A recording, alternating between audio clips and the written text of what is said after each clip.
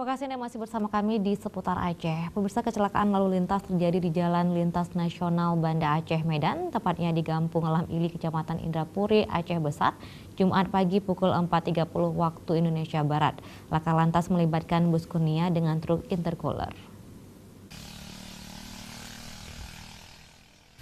Bus Kurnia mengalami kerusakan berat di bagian depan setelah menabrak truk yang parkir di pinggir jalan. Tidak ada korban jiwa dalam kecelakaan yang melibatkan bus Kurnia BL 7388PB kontra truk intercooler BL 9107ZA ini. Menurut kernet truk, awalnya bus Kurnia yang dikemudikan Feriansah melaju dari arah Medan menuju Banda Aceh. Setiba di lokasi, bus hendak mendahului truk intercooler yang dikemudikan oleh Junaidi yang sedang stop parkir di sisi kiri jalan.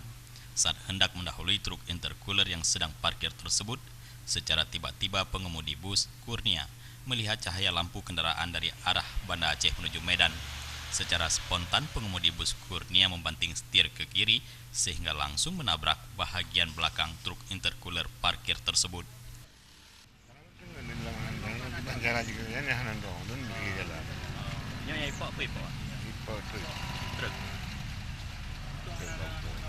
Nah, korban jiwa Pak? Anak.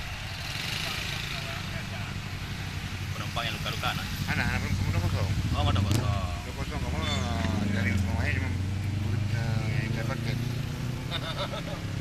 Yang motor dari mana? Dari Medan. Dari Medan. Berapa dia dulu?